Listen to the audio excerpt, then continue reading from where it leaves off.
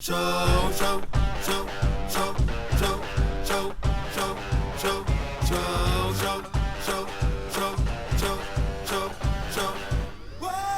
¿qué tal a todos? Bienvenidos, este es el show de superhábitos.com. Y decime, ¿cuántas horas trabajas por semana? Se me fue la voz ahí. ¿Te pasa que a veces sentís que vivís para trabajar? O tal vez pensás que la vida es así, que se supone que tenemos que trabajar 40, 50 o 1000 horas a la semana para poder llegar a tener la estabilidad y la tranquilidad necesarias para disfrutar realmente de nuestro tiempo libre. Pero detengámonos un poco acá. ¿Estamos realmente condenados a sacrificar nuestro tiempo y nuestra libertad a cambio de más dinero?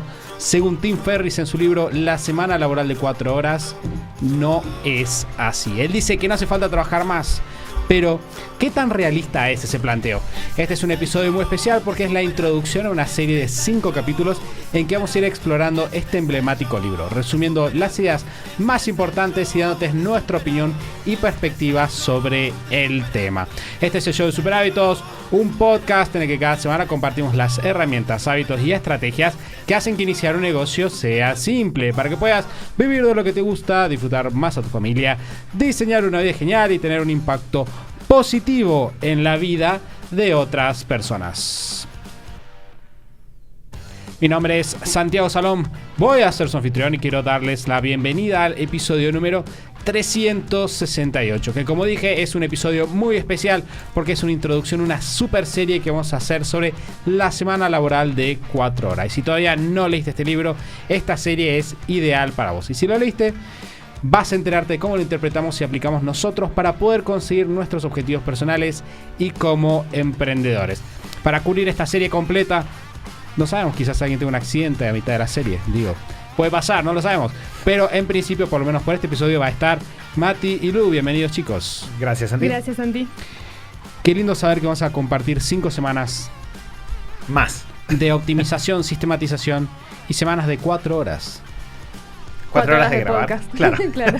De leer y grabar, exactamente. Antes de empezar, que analicemos este libro, quiero recordarles que pueden enterarse de cada episodio que publiquemos y ayudarnos a que más personas tengan este mensaje suscribiéndose a Spotify, Apple Podcasts, donde sea que escuchen sus podcasts favoritos. Bueno, en el episodio de hoy vamos a ver, y ya metiéndonos en tema, de qué se trata este libro que hizo que Tim Ferriss se convierta hoy en día en una superestrella de la autoayuda y la productividad. Dígase de paso, tiene uno de los podcasts más escuchados del mundo. Es un buen podcast, dígase de paso también. Vamos a hablar sobre cómo interpreta los conceptos del trabajo, del dinero y del estilo de vida. Y también de cómo prepararnos para los próximos episodios del podcast. Algo súper interesante que me pasó en este podcast, el de Super Hábitos, y con la semana laboral de 4 horas, es lo siguiente. Cuando hacíamos entrevistas, allá cuando comenzamos con el podcast, hacíamos muchas entrevistas. De hecho, sacamos una entrevista y un episodio, una entrevista y un episodio. Y yo siempre les preguntaba a las personas sobre libros para recomendar. Y el libro que más salió históricamente fue La semana laboral de 4 horas. El libro que más recomendaron emprendedores fue este. Así que estamos súper contentos de meternos con este episodio. Y también, después de que hicimos la serie de los 7 hábitos de las personas altamente efectivas, preguntamos a la comunidad de Super Hábitos, a los oyentes y a los seguidores de Instagram, qué libro querían que sea el siguiente para hacer una serie. Y también salió uno de los más votados, este. Sí, de hecho, fue el más votado por una buena diferencia. Hay otros ahí que surgieron, pero por una gran diferencia este era el... Nuestra siguiente tarea pendiente era atacar la semana laboral de 4 horas, desarmar, ver todo lo que hay ahí adentro, que es bueno, que no tanto, y tratar de sacar conclusiones de eso. Bueno, como para dar un poquito de contexto, Tim Ferriss es un empresario, inversionista, autor y podcaster estadounidense. Tiene un par de libros que son bestsellers de New York Times. Obviamente está La semana laboral de 4 horas, pero tiene Tools of Titans, tiene El chef de 4 horas, El cuerpo de 4 horas también. Creo que claro, es así. sí. La traducción es así, no tengo idea. Sí, es el cuerpo de 4, creo que es el cuerpo de 4 horas, está el chef de 4 horas, también está Mentores, creo que tradujeron en español un libro del que se llama, en realidad, Tribe of Mentors, que es Tribu de Mentores, y después, como dijo Santi, está Tools of Titans, que no recuerdo en español la traducción, pero... Herramientas de titanes, algo así debe ser. Sí, de hecho creo que, creo que lo tradujeron como titanes directamente, pero no estoy seguro. Bien, bueno, a lo largo de mientras Mati buscando ese dato... Titanes, sí, hicieron eso, tradujeron Tools of Titans, que sería herramientas de titanes, a titanes, y Tribe of Mentors, que sería tribu de mentores, a directamente mentores. O sea que si los buscan en español, ese es el nombre. Ah, mira, hay otra traducción que es armas de titanes. Bueno, ahí está, perfecto. Bueno, la propuesta central del libro, o el contexto en el que sea el libro, y vamos un poquito a meternos en eso ahora, es Tim Ferriss, salido de Princeton, está en un trabajo, después empieza su negocio, y el negocio anda y no tiene tiempo para nada, entra en una crisis existencial y logra encontrar la panacea, en sus propias palabras, ¿no? Logra encontrar una verdad revelada que se propone compartir con nosotros respecto de lo que es la felicidad, lo que implica realmente ser rico, etcétera. Pero si les parece, chicos, empecemos. Mati, sé que querías contar algo del libro. Bueno, una cosa que a mí me pasa con la semana laboral de 4 horas es, sé que es un libro central y pilar en mi vida y en los resultados que hemos obtenido con Superhábitos a lo largo de los años, las ideas que están dentro del libro. Sin embargo, no me gusta recomendarlo, porque sé que muchas personas cuando lo leen tienden, voy a decirlo de una forma medio superficial, pero tienden a leerlo mal o tienden a quedarse quizás con los elementos incorrectos y generarse una imagen, creo que es irrealista del proceso de emprender, ¿sí? Ahora, ¿es un gran libro? Sí, definitivamente. Y de hecho, a mí siempre me pasa, si no es Los 7 hábitos de las personas altamente efectivas, que para mí es el número 1, es definitivamente el segundo libro más influyente, creo, en mi vida personal, en términos de resultados y de ejecución. La metodología, para quienes no escucharon la serie que hicimos de Los 7 hábitos el año pasado, que elegimos para atravesar esta serie de episodios, es, tomamos diferentes partes del libro, hoy vamos a cubrir hasta que empieza el capítulo que se llama D de definiciones, o sea, todo lo que va a la introducción del libro, las primeras palabras, los prólogos y todas esas cosas, vamos a llegar hasta ahí.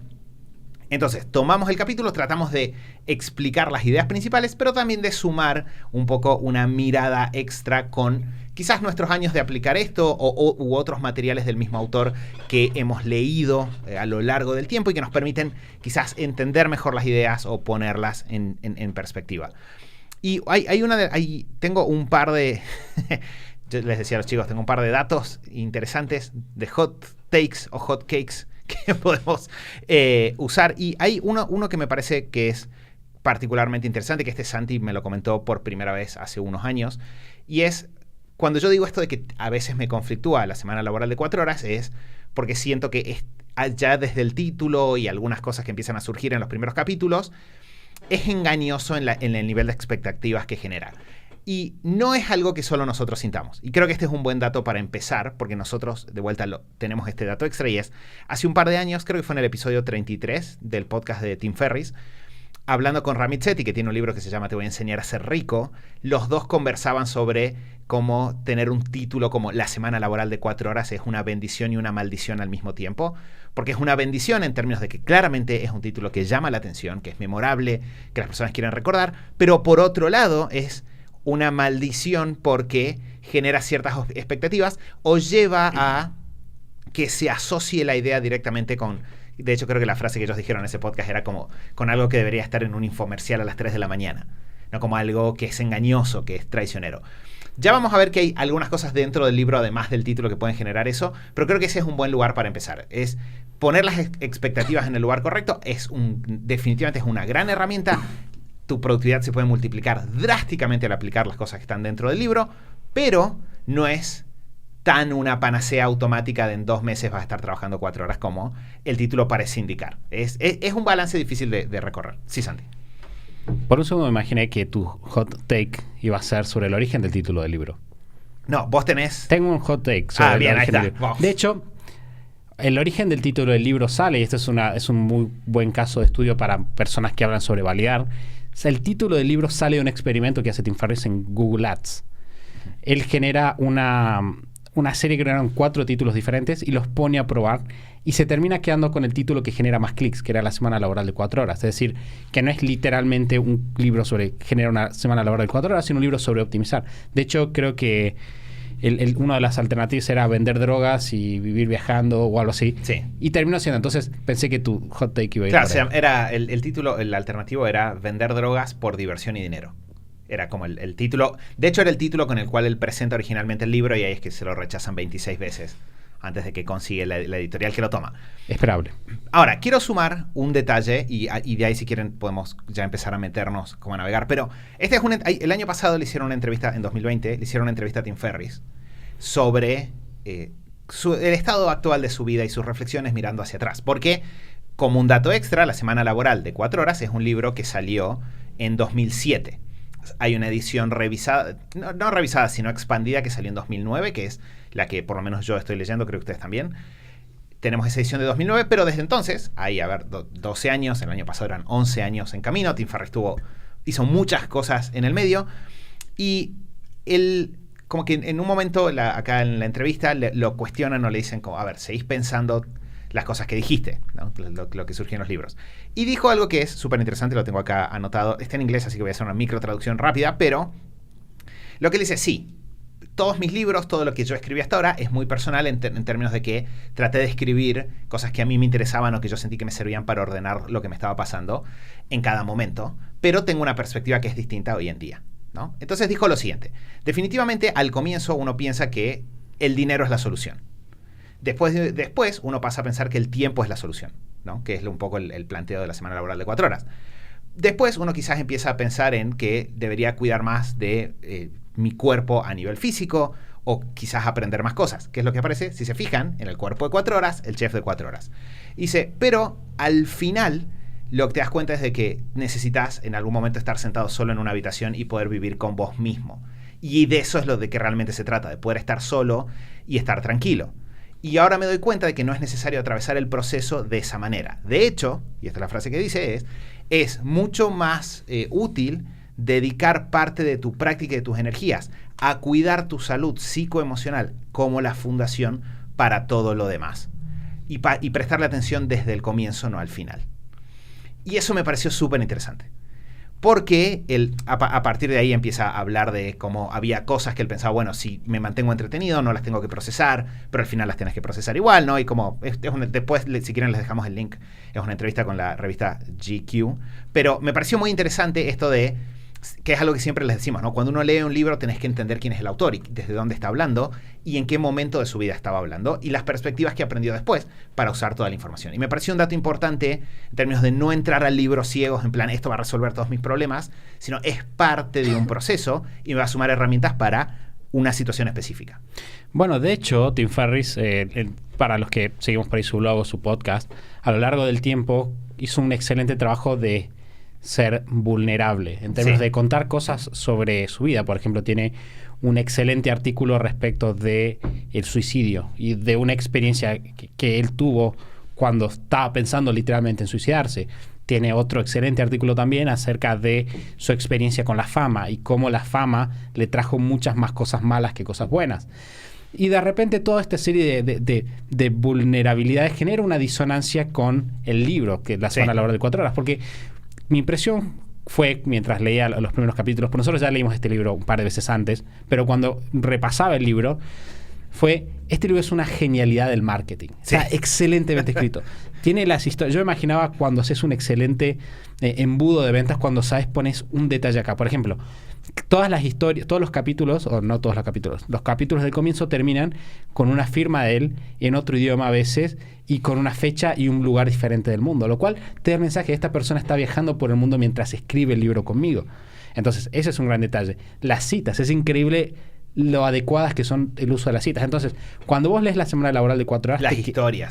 Las historias. Cada capítulo grande tiene que empezar con una historia muy atrapante y que te hace sentir... es un James... De hecho, creo que era como una frase que yo creo que te dije, Santi, cuando lo leímos la primera vez. Te da la sensación de esta persona es un James Bond de la vida real con todas las cosas que hace. Sí, y vos cuando... Esto no invalida el libro, no invalida las ideas, de hecho tiene muchos conceptos súper interesantes y súper claves que compartir, pero sí te hace dimensionar, ok, claro, por eso hace ruido, porque te pinta algo muy, muy, muy ideal y después baja algo bastante más realista. Que por ahí sí, para los que vayan a leerlo a la par nuestra y nos dejen acompañarlos a leer este libro y interpretarlo, sí está bueno tener en cuenta esto del contexto, que siempre es bueno para libros y para todo tipo de materiales o personas que uno siga, ¿no? Esto que les decimos siempre de poner en contexto, investigar un poquito más dónde estaba la persona, porque de repente te habla, no sé, un Tim Ferriss de 25 años, o te habla de ciertas experiencias o de cuestiones que si no las pones en contexto, o desde Estados Unidos, por ejemplo, entonces lo lees desde Latinoamérica, con toda esta imagen idealizada, ¿no? De trabajar y literal, te lo tomas literal, como trabajar 4 horas y tener todos estos resultados. Y también hay algo que sí, yo creo que me dio un poco de fiaca, de pereza, leerlo de vuelta, porque lo leí hace un montón, me acuerdo que, o sea, sí tuvo mucho impacto en los resultados que tuvimos, y lo leímos muy temprano, empezando Super Hábitos, entonces con una mentalidad muy de aprendizaje, y aplicamos, o sea, me acuerdo realmente estar haciendo ejercicio sentada con una hoja, pensando, ¿no? Como aplicando todas las cosas que podíamos del libro, y eso es lo que te da resultados, aplicar lo que tiene sentido para tus objetivos en el momento, no comprar, digamos, como la imagen está grandilocuente. Y sí tiene algo muy bueno este libro, me parece, cuando lo empecé a leer de vuelta ahora, se me pasó la pereza porque escribe muy bien. Sí. Además de que tiene esta capacidad Tim Ferriss de plantearte estos escenarios, de hacerlo muy interesante. La parte marketinera, o sea, es brillante, pero además, aparte del marketing y de mostrarte todos esos elementos que hacen a su marca personal, que es brillante en cómo las construye, escribe muy lindo, o sea, es muy bueno escribiendo, es lindo leerlo, es agradable, es como eso, como leer una novela entretenida de a ratos. Entonces te puede engañar, como es un libro lindo de leer, llevadero, que te va como embelezando en estas ideas, y puede ser contraproducente si no lo tomas en contexto, o si no te propones, incluso si no sabes nada de Tim Ferriss o nada de esto que dijimos recién, si no lo aplicás, ¿no? O si no te propones usarlo para tus objetivos y adecuarlo a tu realidad, y simplemente lo lees y salís a la vida esperando que todo eso pase en tu vida, y te vas a frustrar. Para empezar, Tim Ferriss obviamente empieza el libro, y es una elección que me pareció muy particular y que quería discutir con ustedes, a ver qué opinaban. No recuerdo si esto en la edición original estaba de esta manera, pero sí está en la segunda edición. Y empieza el libro, obviamente hace un prefacio hablando de la nueva edición y los cambios que pasaron entre la primera y la segunda edición. Bueno, puedo decir que vas a ir después del prefacio, porque hay una cosita del prefacio que después... Me voy a pasar, así que contame. Bien, una cosa que me pareció interesante esto de vuelta para poner en contexto es, el prefacio empieza, el libro se llama La semana laboral de 4 horas, ¿no? Pero el prefacio empieza con Tim Ferriss contando cómo para que el libro funcione se llevaba un día entero, 12 horas trabajando, y había hecho lo mismo 3 días antes, 12 horas trabajando para promocionar el libro. Empieza diciendo... De hecho, creo que dice que estuvo como 6 meses haciendo entrevistas todo el día, todos los días. Claro, ¿no? Como que menciona eso. Y creo que me pareció muy divertido ese detalle de... Primero, de vuelta, Tim Ferriss, y de hecho en esta entrevista con Ramit Sethi, cuando hablan de los títulos de los libros, él dice, yo hice un trabajo muy deliberado para romper con la imagen que de mí generó el libro. No, como que él fue consciente, claramente lo vivió en carne propia, pero es interesante por este prefacio empieza a hacer eso, empieza a romper la idea de, no es que publicó el libro y en automático todo funcionó, puso mucho trabajo detrás, y no fueron 4 horas, solo ese día fueron 12. Entonces creo que eso ya es un dato interesante en términos de ver realmente como la realidad y entender, empezar a desarmar de vuelta. De hecho van a ver que lo vamos a hacer en todos los capítulos. Desarmar el núcleo, el concepto que está bueno, y mitigar un poco las promesas que a veces aparecen alrededor. Excelente. En el prefacio, como para no pasarlo tan rápido, básicamente lo que hace Tim Ferriss es retoma algunos conceptos claves del libro, que no me voy a meter mucho, como el concepto de diseño de vida, y básicamente lo que hace, que es muy parecido a lo que hace justamente Ramit en la segunda edición de su libro, lo que hace es decir, todo lo que dije en ese momento sigue siendo cierto, y atacar objeciones. Claro. De vos dicen que porque fue la crisis de 2008 esto no es cierto, sigue siendo cierto, sigue pasando, de hecho da varios casos, y continúa. De vuelta nos vamos a meter con eso. Termina el prefacio y pasa a un siguiente capítulo que es preguntas frecuentes. Y dice, para los que tengan dudas o los escépticos, lean acá. Y me pareció muy interesante que empieza, ¿no? Su primer capítulo del libro atacando 3 objeciones. La primera objeción es, las plantea como preguntas que son, ¿tengo que renunciar a mi trabajo o ser una persona que toma muchos riesgos? La segunda es, ¿tengo que ser una persona de 20 y tantos?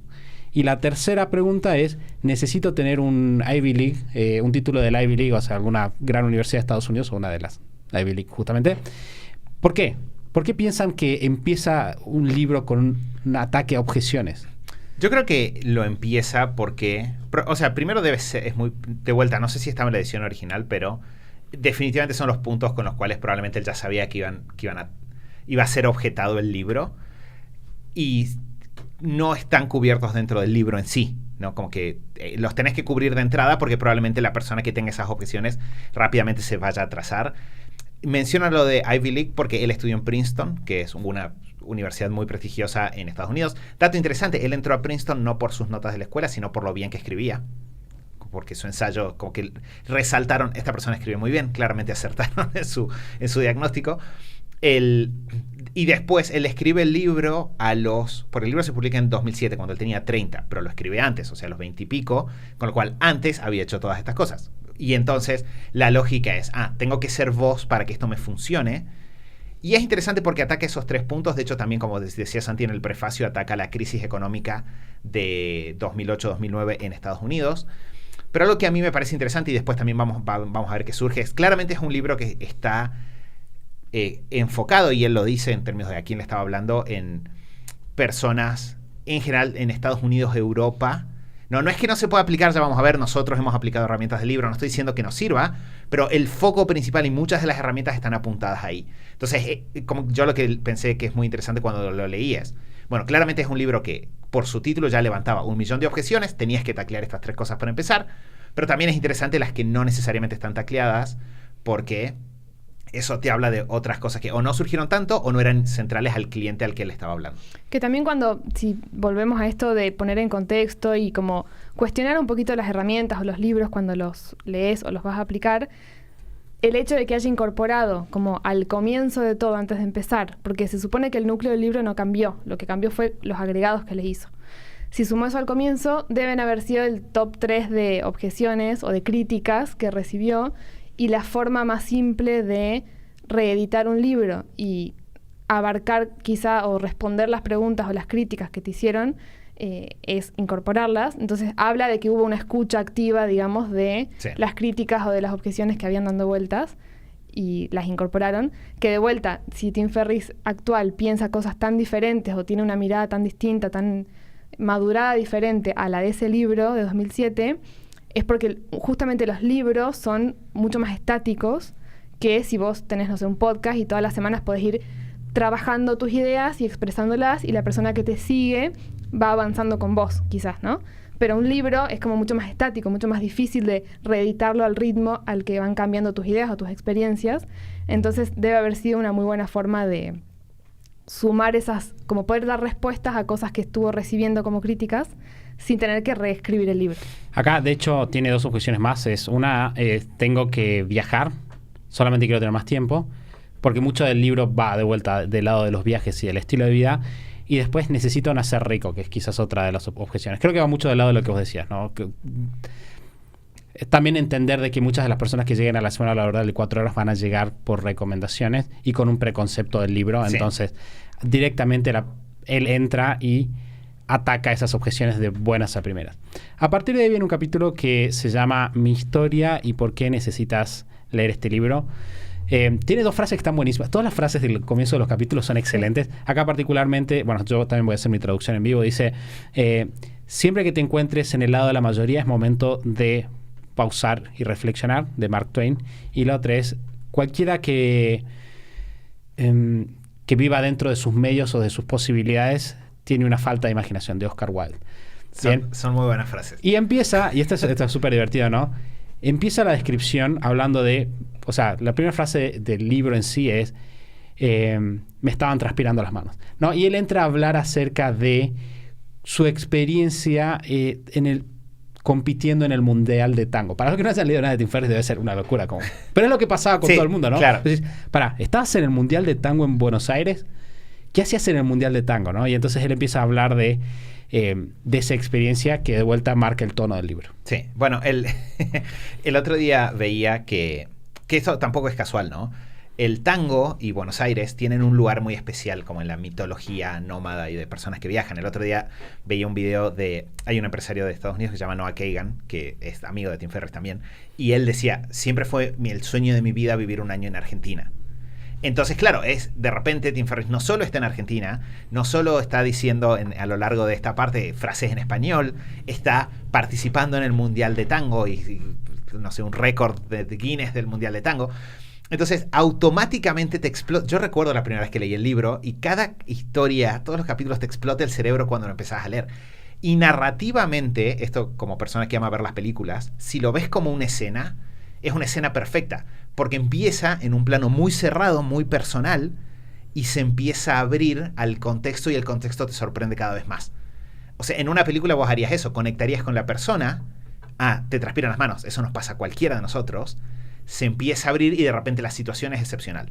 Entonces introducís a un universo, y de vuelta, el libro es increíble en eso, te introduce un universo utilizando técnicas narrativas que son impecables. Entonces empieza por demostrar eso, y creo que es una muy buena forma de setear el escenario para lo que sigue, porque él está por desafiar cosas o decir, tipo, hay una mejor manera de hacer las cosas y necesitas de alguna forma vos presentar tu credibilidad primero. Entonces, una muy buena forma de presentar esa credibilidad es, tengo un récord Guinness en el Mundial de Tango, ya está. Ahora te puedo hablar de hacer cosas raras, claramente. Y marcar el contraste ese de empiezo describiéndote toda esta escena de lo que estaba haciendo, que es súper llamativo y que te va a atrapar a leerlo, y después lo contrasto haciendo el flashback a donde estaba antes o a que había renunciado o le habían despedido del trabajo antes.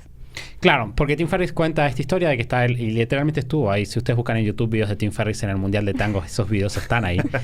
Entonces pasa a hablar un poco de su contexto, ¿no? Y trae la pregunta de qué es lo que vos haces. Y acá él lo que empieza a hacer es tirar un poquito más de estos indicadores de credibilidad, ¿no? Estos indicadores de soy la persona que hizo esto, ¿no? De hecho dice, una de las preguntas más fundamentales para los americanos es la pregunta de vos qué haces.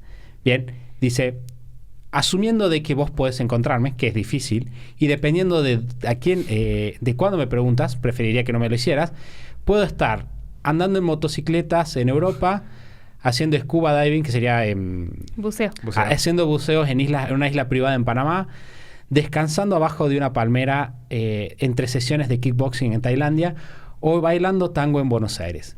La belleza es que no soy millonario, ni tampoco me importa hacerlo. Claro. Es una genialidad, pero bueno. Es una genialidad. Y de vuelta, no hay forma que no quieras seguir leyendo a ver qué tiene para decir después de esa frase. Sí, y de vuelta, o sea, quiero que pasemos como a los conceptos porque claramente ahí se va. Pero lo que es interesante es, cuando pasa el tiempo y uno examina todo lo que Tim Ferriss hizo, el libro no miente, sí a veces es engañoso o te da información incompleta. Vamos a ver un caso que para mí es paradigmático, que está un poco más adelante, que es cuando menciona esto de ser campeón del torneo chino de kickboxing, ¿no? Como que esa es la frase y después vamos a ver que hay un contexto detrás. Pero en todos los casos es interesante y de vuelta sí prueba un punto, y es, él no está haciendo todos los meses todas esas cosas, pero sí hizo todas esas cosas a lo largo del tiempo, y el hecho de que él te lo sepa presentar de esa manera ayuda a mostrar un poco la riqueza. Y de vuelta, a mí me pasa de que a veces tengo esta sensación de si es exagerado o no, pero después me doy cuenta, y esto es algo que nosotros tenemos que reconocer, es si nosotros tres hoy en día, años después de tomar muchas de estas herramientas y utilizarlas, tuviésemos que sentarnos a armar una descripción propia de cosas que hiciste a lo largo del tiempo, podrías armar una lista que es muy, muy interesante, y eso empieza por el concepto central de este libro, que es no necesitas ser millonario o tener $1 millón guardados en el banco para empezar a vivir una vida que sea emocionante. Y eso se prueba perfecto con esa parte de la historia. Acá entonces Tim Ferriss dice, ¿cómo puede ser posible o cómo se puede explicar que yo puedo hacer todas estas cosas diferentes? De hecho dice, ¿cómo puede ser que yo explique que trabajando solamente 4 horas a la semana gano muchísimo más de lo que yo ganaba, o sea, gano en un mes más de lo que ganaba antes en un año, ¿no? Y acá empieza a meterse con los temas interesantes. Dice, por primera vez te voy a contar la historia real. Es buenísimo. Involucra una cultura muy callada que se llama los nuevos ricos. Bien, y el concepto de los nuevos ricos es bastante interesante. Los nuevos ricos, dice, son aquellas personas que abandonan el plan de tener una vida allá en el futuro, ¿no? Como el plan de retiro. De hecho, Tim Ferriss ataca mucho la idea de voy a trabajar un montón de años. Esas son las primeras ideas que él ataca, ¿no? De voy a trabajar un montón de años para que eventualmente me pueda retirar y realmente disfrutar de la vida, ¿no? Entonces, estos nuevos ricos no hacen eso. Lo que hacen es crean lujo o estilos de vida de lujo utilizando los que es la nueva, digamos, moneda corriente de los nuevos ricos, que es el tiempo y la movilidad. Yo creo que esta fue una de las primeras ideas que cuando las leí en el libro, mi cerebro automáticamente sentí, tengo oro en polvo en las manos. Porque el concepto, y siempre lo explico con esto cuando se lo trato de decir a alguien, ¿no? Vos tenés plata para ir al cine y te gustaría tener un cine solo para vos.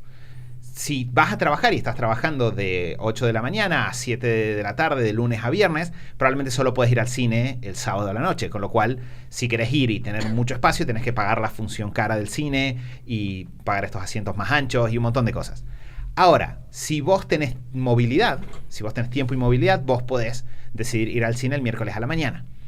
Y el miércoles a la mañana vas y incluso si vas a pagar la mitad, porque en Argentina siempre el miércoles se paga la mitad, vas a pagar la mitad y probablemente tengas el cine para vos solo, ¿no? Entonces es un ejemplo muy, muy tonto de cómo si yo puedo elegir a dónde estoy, en qué momento, el valor de mi dinero se multiplica.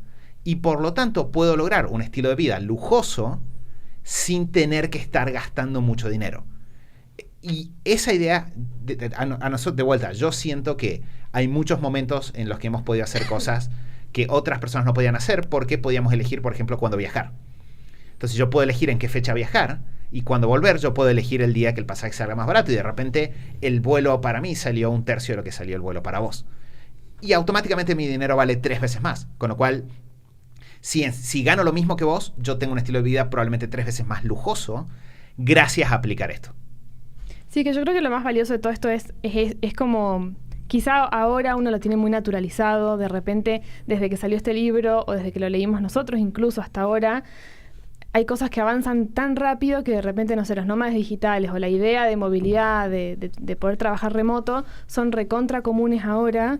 Después de la pandemia, el trabajar remoto es algo bastante escuchado, bastante común y aplicado en un montón de lugares más tradicionales, de trabajos más tradicionales, pero de repente no era, o yo me acuerdo cuando lo leímos, no era tan obvio, ¿no? No. Estaban quizá empezando a ponerse de moda, un poquito por ahí cerca, los blogs de viajes, ni siquiera, o sea, era la época de los blogs incluso. Entonces, también creo que en su momento a mí me pareció, cuando lo leí, me impactó mucho esto de como el paradigma detrás, ¿no? Más allá de todos los adornos que Tim Ferriss le pone, más allá de cosas que uno no puede replicar tal cual en Argentina o en Latinoamérica o en la vida en general, esta idea como de otro paradigma distinto que viene a complementar, como vos dijiste, creo como segundo libro más influyente. Sí.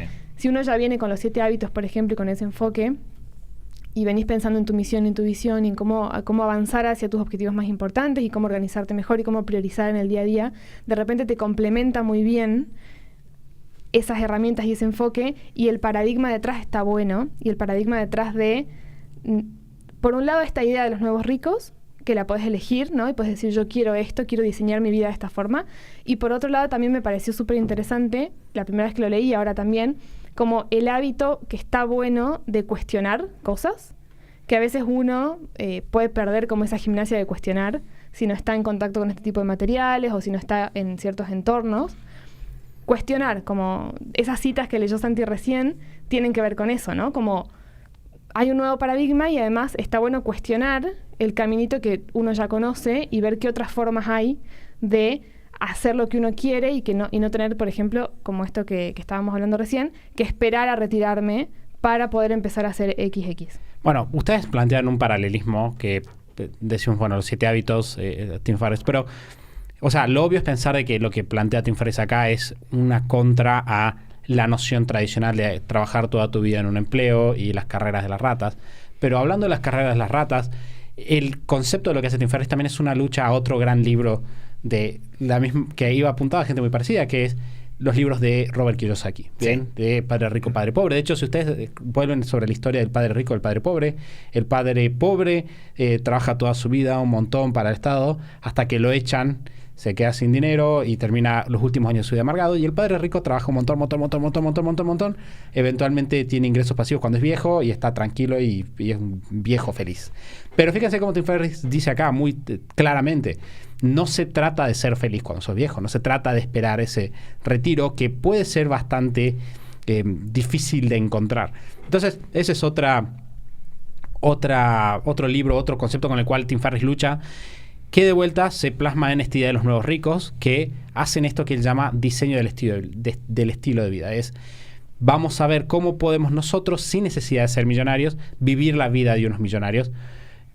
Y de lo que se va a tratar el libro. Bien, a partir de acá, Tim Ferriss pasa a contarnos que él encuentra una manera, que hay una receta de enfrentar ese cambio, y habla un poco de esta resignación, ¿no? De, ok, probablemente si vos estás en este lugar no querés pasarte 60 años, pero estás convencido o te han convencido de que tenés que pasarte el resto de tu vida trabajando en un trabajo que no te gusta un montón de horas para eventualmente tener ese retiro y pasarla bien, que es un poco lo que decía Luno. Él plantea, probablemente te dijeron esto, bueno, esto no es cierto, necesitas cuestionar esa realidad, por eso también las frases del prefacio. Que algo también me parece que es una idea para extraer que está muy buena y que culturalmente, por lo menos yo siento que la tenemos mucho, es la idea del trabajo duro y la idea de que él plantea, ¿no? Como la vida no tiene que ser tan difícil. Sí.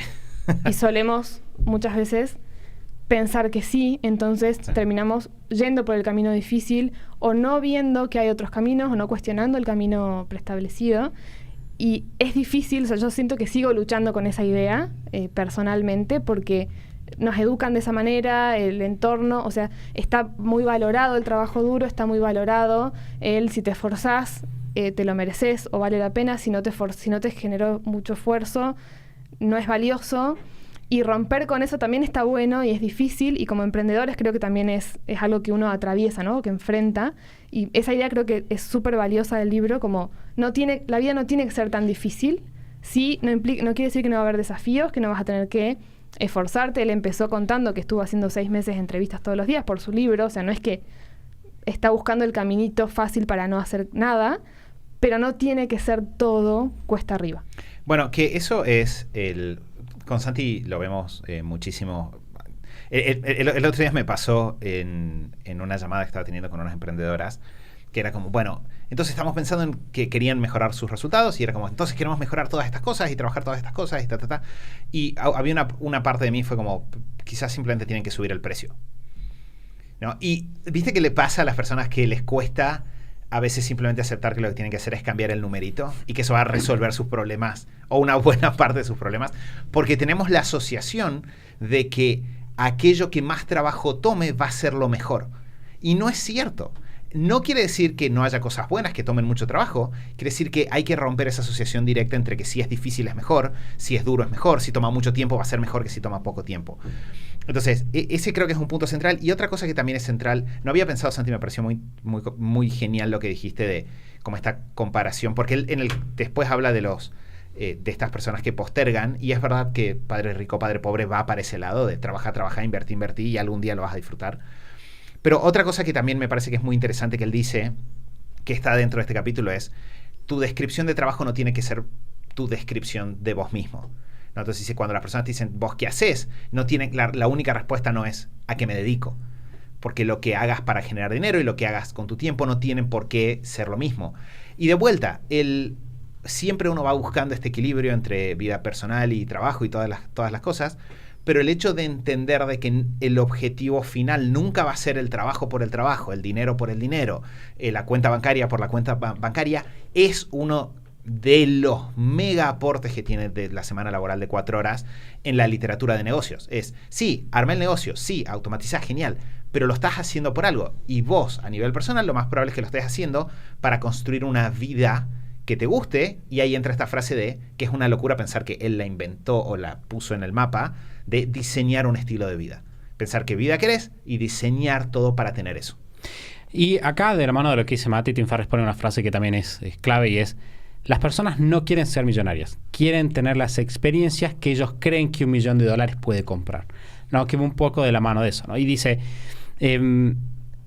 la pregunta es, ¿cómo puedo yo o cómo puede alguien lograr el estilo de vida de un millonario sin tener antes el $1 millón? Y ahí habla de cómo vamos a lograrlo a lo largo del libro. Exacto.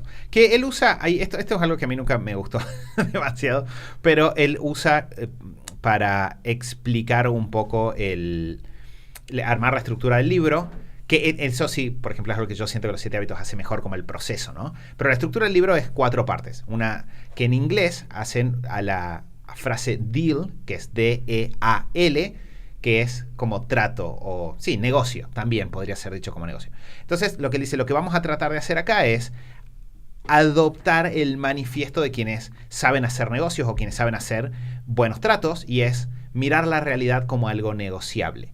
Que de vuelta es otro de los puntos centrales, es no entrar directo en lo que te dicen que tienen que ser las cosas, sino vos empezar a maniobrar para construir la realidad que vos querés tener. Y ahí pone esta frase de fuera de la ciencia y lo que hace a las leyes, al límite legal, todas las otras reglas, y ahí entrarían reglas entre comillas, pueden ser maniobradas, dobladas o incluso rotas. Y por lo tanto podemos construir un estilo de vida distinto a lo que toda nuestra vida nos taladraron que íbamos a tener o que nos iba a pasar. Que de vuelta es la frase hasta del comienzo de no hay que quedarnos con la falta de imaginación de solo el camino que conozco es el único que existe, puedo empezar a explorar otras alternativas. Sí, y es una genialidad, como decía Lu, porque de repente algo que vamos a tener a lo largo del libro de los 7 hábitos es una serie de conceptos que nos rompen la noción de cómo funcionan las cosas, ¿no? Tenemos el concepto de la dieta de la baja información, clave. El concepto de Pareto del 20-80, que hoy en día nosotros hablamos todo el tiempo de Pareto del 20-80. Bueno, ¿cómo será de que no se usaba en esa época? Que en el libro Sí. Tim Ferriss lo presenta como un principio olvidado, incluso, fíjense. Hoy en día, obviamente, ampliamente visto. Entonces, lo que pasa a hacer Tim Ferriss acá es contarnos un poco cómo va a ser la estructura del libro. Dice que lo primero que vamos a hacer es la D de definición. Tenemos que definir qué es lo que queremos conseguir primero. Después tenemos la E de eliminación. Sacar nociones que no existen. Y de hecho uso una frase bastante divertida y es matar la noción obsoleta de manejo del tiempo o gestión del tiempo. Bien, nosotros obviamente vamos a tener algo que decir sobre eso. Después tenés la A de automatización, que es, dice, poner tu cash flow en piloto automático, generar ingreso pasivo, que eso sí es algo que obviamente Robert Kiyosaki habla en sus libros. Sí. Y después la L de liberación, que es cómo nosotros podemos introducir mini retiros y otras magias para empezar a vivir este estilo de vida genuinamente. Que hay dos cosas interesantes. Una, él explica que esta es como la forma de pensarlo normal, pero hace la advertencia de, si estás trabajando en relación de dependencia, probablemente te convenga aplicar estas letras en otro orden e ir avanzando primero por definición, después por eliminación, después trabajar en recuperar tu movilidad, o sea, la L, y recién después de recuperar la movilidad pasar a la automatización. Hablando de que si estás en un trabajo en relación de dependencia y automatizas algunas de las cosas que haces ahí adentro, quien te contrata se lo puede tomar mal, entonces lo mejor es que no estés en la oficina si no estás bajo vigilancia. Esa es un poco la propuesta que él hace. Antes, Santi, de que pasemos, hay un punto que para mí es uno de los que a mí me tocó, siempre me pone un poco nervioso cuando llego a esta parte del libro, que es, él en un momento dice, no voy a tocar el tema de hacer lo que te apasiona, porque asumo que para la mayoría de las personas, y de hecho dice, para todas las personas, el mejor trabajo es el que toma menos tiempo. Por lo tanto, yo lo que voy a hacer es enfocarme en tipo cómo podemos liberar y automatizar ingresos, ¿no? Que acá tengo uno de mis hot cakes para sumar, que es en 2015, hay un artículo, después también se los dejamos en las notas del episodio. Tim Ferriss sacó un artículo que yo me acuerdo que en el momento me llegó al mail, lo leí y me atrapó, que era porque él estaba diciendo dejar de invertir en startups. Porque Tim Ferriss, para quienes no lo sepan, después de la semana laboral de 4 horas se convirtió en un gran influencer y usó eso para empezar a invertir. Entonces se metió en muchas empresas, Evernote entre ellas, y Uber, Shopify, como que entró temprano, les dio mucha difusión a estas empresas, fue advisor y ganó mucho dinero en el proceso de hacerlo. Y algo que me pareció muy interesante es este artículo de vuelta a 2015, 10 años probablemente después de escribir el libro. Él empieza el artículo diciendo, el trabajo en las startups es, sin lugar a dudas, lo más rentable que yo puedo hacer. Sin lugar, ampliamente es lo más rentable que yo puedo hacer. Pero no me llena. Y pasa a hablar de cómo él, por ejemplo, al construir contenido, al escribir, él siente que se puede expresar, que es algo único que él puede hacer y todo lo que eso le aporta. Y de vuelta me pareció importante traer esto porque choca claramente con lo que el libro dice y no creo que haya uno que esté bien y uno que esté mal.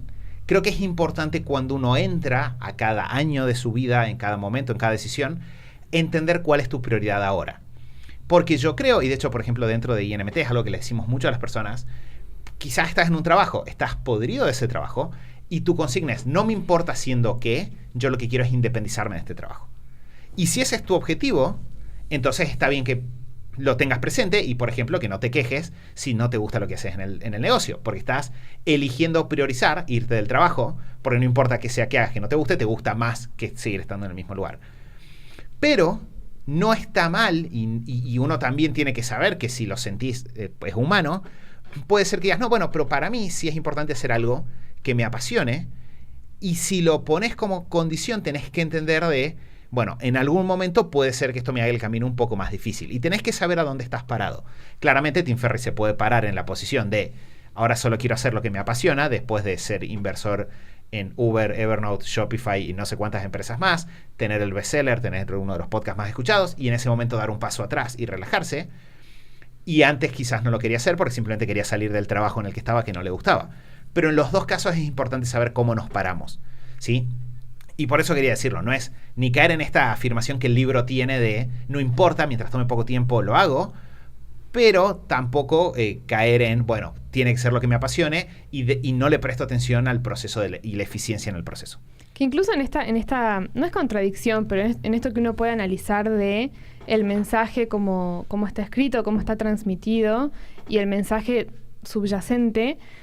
Yo también sentí leyendo esta primera parte de vuelta que tiene un montón de mindfulness en cuanto a que es mi interpretación, quizá leí cualquier cosa, pero en cuanto a que te conecta con esto de, o sea, la simple idea de no postergar el disfrute o de no postergar objetivos personales o cosas que querés hacer, esperando a retirarme, esperando a que mi negocio me dé tal cosa, tiene como un toque de estar más conectado con el presente. Y también te está planteando que tenés objetivos, o sea, no es simplemente estoy en el presente y no tengo idea a dónde me va a llevar el viento. Entonces, también está bueno eso, porque creo que en el proceso emprendedor es muy fácil que te pase que por ahí empezás con este impulso de quiero hacer lo que me apasiona y te vas como metiendo en el día a día del negocio, en las cosas que hay que hacer como dueño de negocio y demás. Y es muy fácil que de repente esta idea, si estás cansado, por ejemplo, estás trabajando mucho para tu negocio o estás con desafíos de contexto para que tu negocio crezca, lees esto y es como, sí, quiero dedicarle 2 horas a la semana e irme a la playa toda la semana. Y está bueno como no desconectarse como del presente y no desconectarse de los objetivos 100% personales, no compararse con otros. Y me parece interesante esto como que sí te lleva un poco a estar presente y a disfrutar más del día a día y a conectar más con lo que estás haciendo hoy, mientras que podés estar optimizando, aplicando estas herramientas, podés estar delegando mejor, podés estar automatizando y reduciendo tu tiempo de trabajo y ampliando tu tiempo de bailar tango o de ir a bucear o lo que sea. Pero creo que sí tiene como un elemento que me parece interesante de conectar un poco más con, no sé si es el disfrute la idea, creo que no es disfrute la idea, que es como más superficial, pero sí con el que lo que estás haciendo en el presente tenga sentido y no postergar la felicidad incluso, ¿no? Como sí, que lo interpreto de esa manera. Bueno, a partir de ahí llegamos al final de el capítulo, no es ni siquiera el capítulo 1, es del prefacio número 2 o número 3, no sé. Y a partir de ahí... es muy confusa la numeración, yo lo pensé también. A partir de ahí Tim Ferriss pasa a hacer una especie de pequeño resumen de su historia, sí, básicamente como para ponernos un poco en contexto. Escrito de una manera bastante particular. De hecho, sí, porque lo que hace es, dice, este libro te va a enseñar la forma precisa, los principios precisos que usé para convertirme en un profesor invitado en la Universidad de Princeton, ser el primer americano en tener un récord Guinness en el Mundial de Tango, ser consejero de más de 30 profesionales y olímpicos que tienen récords mundiales, ser el mayor promotor de 2008 o uno de los mayores de la revista Wired, campeón nacional de kickboxing en China, arquero a caballo en Japón, ser bailar en breakdance en Taiwán, ser actor en China y en Hong Kong, etcétera, ¿no? Y pasa a contarnos un poquito de su vida. Mi pregunta para ustedes dos es, ¿cuál es el objetivo de este capítulo? Yo creo que, y me acuerdo cuando lo leí de vuelta, está por empezar con el libro, está por ponerse peluda la cosa en términos de que se convierta en algo difícil, ¿no? El procesar las ideas, porque están por empezar a desafiarte, que es lo que pasa a partir de la D, que es el episodio que sigue.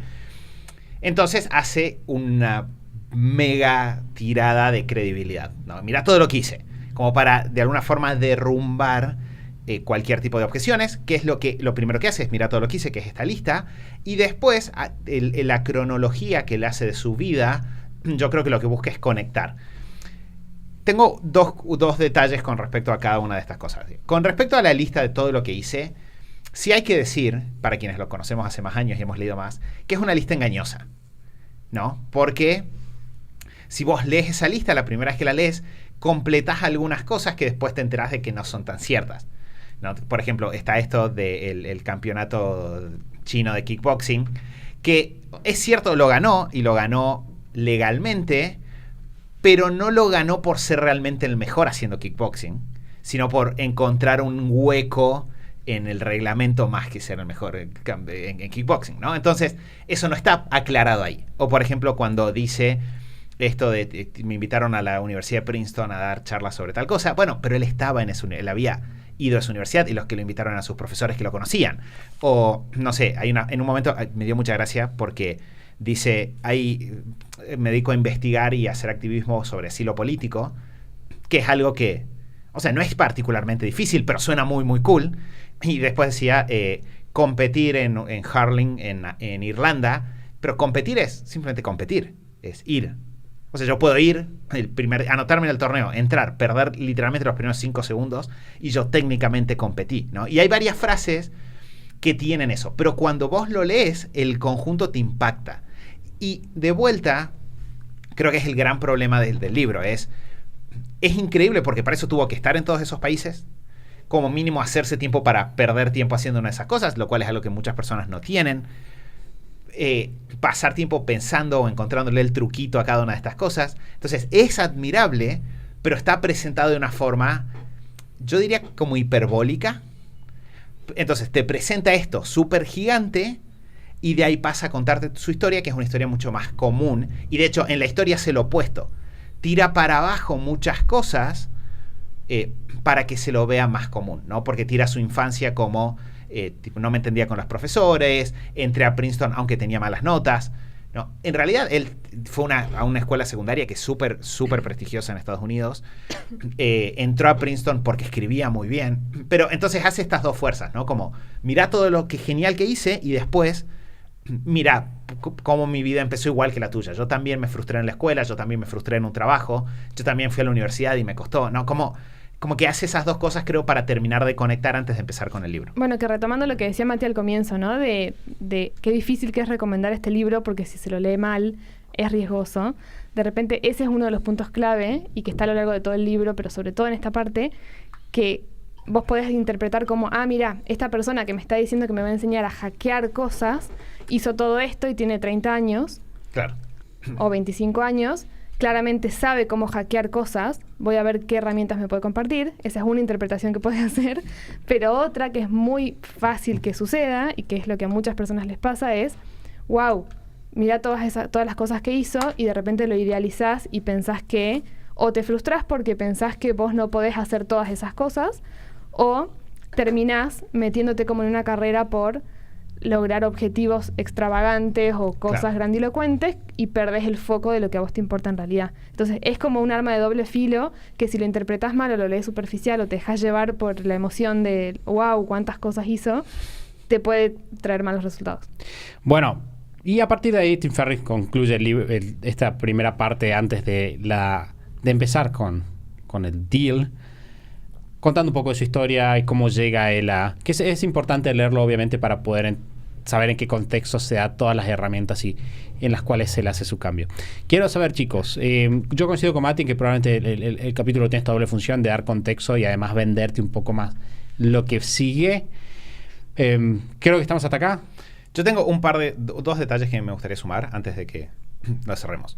Uno, algo que el libro no dice, que Santi lo mencionó hace un rato y me parece que es importante, es porque él pasa rápido cuando hace la cronología, él, creo que es en el 98, menciona esto de, bueno, estaba en la facultad, me tomé una pausa de la facultad, mis papás pensaron que estaba loco, tipo mi mamá, yo pensé que mi vida se estaba por terminar, mi mamá me dijo que me estaba haciendo demasiado drama, ¿no? Lo dice al pasar, es literalmente un párrafo. Ahora, en el artículo después, todo esto se lo dejamos en las notas del episodio, que Santi va a ser superhábitos.com/368. En el artículo, cuando él cuenta su experiencia con el suicidio, él habla de esa época y lo describe en mucho detalle y con mucha... y de hecho es muy vulnerable el artículo, es como con mucha oscuridad. Y ese creo que es un detalle importante, que el libro muchas veces se salta esas cosas. Entonces, en el libro es un pasaje rápido. En un momento pensé que esto no iba a funcionar. 2 años después, lo logré. Crack. Pero en el medio, él te describe su realidad emocional y es una realidad emocional muy pesada. Bueno, de hecho, Sí. fíjate la frase con la que describe eso. Dice, una gran disputa respecto de mi tesis y el miedo de convertirme en un banquero de inversiones me llevó a cometer el suicidio académico y a informarle a la persona de la facultad de que iba a abandonar la universidad por tiempo indeterminado. Claro, lo dice como lo presenta de una forma que es cool, ¿no? Como muy canchero. Canchero para quienes no son de Argentina. Pero lo que me llama la como- atención es que usa la palabra suicidio. Sí, sí, lo pensé también, como que es interesante como mínimo. Como mínimo es interesante. Pero bueno, es como que es hasta pretencioso, ¿no? Como les dije a los de la universidad, yo no me voy a convertir en un banquero como ustedes, me voy a tomar por tiempo indeterminado. Pero cuando lees el otro artículo, hay una realidad emocional muy difícil y mucha soledad y mucha frustración porque mis amigos terminaron la universidad y yo todavía no. Y de vuelta, si uno lee el libro y no tiene estos datos, podés, cuando vos te sentís mal, por eso también quería mencionar esta frase de Tim Ferriss sobre la salud mental y todas estas cosas que decía al comienzo, ¿no? Cuando te estás sintiendo mal, decir, no, lo tengo que ignorar y tengo que avanzar y no pasa nada, cuando en realidad, o quizás sentís que hay algo mal con vos, que vos no estás aplicando bien las herramientas porque estás en una crisis y no todo te salió a la primera. Y el tema es, a Tim Ferriss la tesis no le salió a la primera, la pasó súper mal haciéndola, por más que era Tim Ferriss, y ya había hecho muchas cosas increíbles en ese proceso. Y entender eso y poner estos condimentos dentro del libro te ayuda a bajarlo a la realidad. Porque de vuelta, no es mentira lo que dice que hizo, son estos huecos de información que son muy interesantes para darle como un cuerpo. Y después otra cosa que también está mencionada ahí al pasar, él dice, en 2 momentos, dice, cuando habla de su primer producto exitoso, que es un taller de lectura rápida, dice, hice esto y de repente por un taller de 3 horas gané $1.500. Ganar $500 por hora me hizo dar cuenta de que tal cosa y tal cosa. Y es un dato muy engañoso por varias cosas. Parte número 1 es, esta persona estaba, solo te está contando las horas que dio la clase, no todo el trabajo que puso alrededor. Que de vuelta es una de las cosas que muchas veces les frustra a los emprendedores. Trabajo todo el día y si solo miro las horas del taller puedo sentir como, estoy ganando un montón. Segundo, yo puedo tomar el $500 la hora y trasladarlo a mi realidad y no cruzarlo con los números de Estados Unidos. ¿Sí? $500 la hora o sea, esos $1.500 en Estados Unidos representan algo muy distinto a lo que representarían en Argentina. Creo que el sueldo promedio, no sé en esa época, pero bueno, es quizás un 20%, un 25% de un sueldo promedio, que en Argentina y la mayoría de los países no son $1.500. Tercero, estaba vendiendo en una universidad donde hay un cierto público. Entonces, esas traducciones está bueno hacerlas porque lo que él dice es real y fue muy inteligente lo que hizo y la conclusión es cierta, pero si yo me quedo con $500 la hora, me meto en problemas. Y lo mismo después cuando explica cómo empezó su empresa. Él dice, después de un par de horas y $5.000 de deuda en la tarjeta de crédito, mi empresa estaba funcionando. Y el tema es, no necesitas ser rico, retomando lo que él decía al comienzo, pero para muchísimas personas no existe la posibilidad de meter $5.000 de deuda en la tarjeta de crédito. O sea, no, por más, o sea, si querés, vas al banco, no te van a dar $5.000 de tarjeta de crédito de margen. Y entender todas estas cosas y traerlas te ayuda a, de vuelta, no invalidar las conclusiones, que están bien, sino ponerlas en el contexto de la persona que las escribió. Y eso creo que es súper importante. Lu, ¿vos tenés algo que sumar ahí? No, sí que explicarles, creo que no sé si lo hicimos, no me acuerdo, que estas cuatro partes, ¿no? de estas siglas van a ser los próximos 4 capítulos. O sea, vamos a hacer un capítulo del libro de los restantes, de estas 4 grandes partes, van a ser los próximos 4 capítulos del podcast.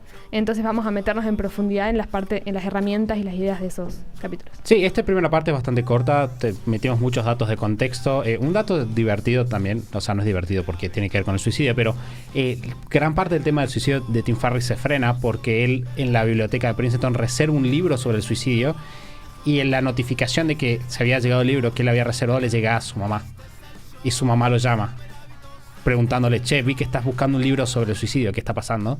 Nada, dato interesante. Es muy interesante. Quizás no tendríamos este libro si eso no hubiera pasado. Sí. Bueno, estuvimos hablando un poco de la semana laboral de 4 horas, metimos muchísimo contexto en términos de ideas, quizás hay un par de conceptos clave, los nuevos ricos, la idea del diseño de vida, la idea de cuestionarnos un poco lo que suponemos que es cierto, esta idea de que la realidad es negociable, ¿no? Hay muchísimo más. Si les interesa que mantengamos este contexto, me interesa saber, ¿está bueno o está malo? Fue como, otra vez mi clase de literatura de la facultad. Quizás esperaban un resumen y los decepcionamos porque esto es más un análisis, no capítulo tanto un 1, resumen. capítulo 2. El otro día pensaba, cualquier persona que piense que se puede cubrir la semana laboral de 4 horas en un episodio, o no leyó la semana laboral de 4 horas, o lo leyó mal. Porque claramente hay mucho para desarmar. Santi, para quienes quieran leer la misma edición del libro que vamos a estar leyendo nosotros, voy a tratar de generar un link para que puedan acceder directo y comprarla del mismo lugar que lo compramos nosotros. No sé si va a ser un link de afiliado o no. Si conseguimos hacer un link que nos genere una pequeña comisión por cada persona que compre, pensé podemos separar ese dinero y pensar algo divertido para hacer. Quizás destinarlo a una buena causa. Así que, de vuelta, para el próximo episodio les confirmo. Pero si están escuchando esto y no tienen el libro, vayan al post, porque si está ese link, juntamos ese dinero, vamos a hacer algo que esté bueno. Lo elegimos entre todos en la comunidad, pero si lo van a comprar, hacerlo a través de ese link nos ayuda a ayudar a algo que vamos a definir juntos. Bueno, muchas gracias por habernos acompañado en el episodio de hoy. Como dijo Lu, en el próximo episodio va a ser el 369. Vamos a estar hablando de la definición. Así que los que van leyendo con nosotros, lean esos 3 capítulos. Son 3 capítulos, si no me equivoco, la parte de definición. Porque vamos a meternos son 4 capítulos, nos vamos a meter con mucho detalle en eso. Por lo pronto, espero que hayan disfrutado este episodio y nos vamos a estar viendo el próximo lunes en el show de Super Hábitos. Chau, chau.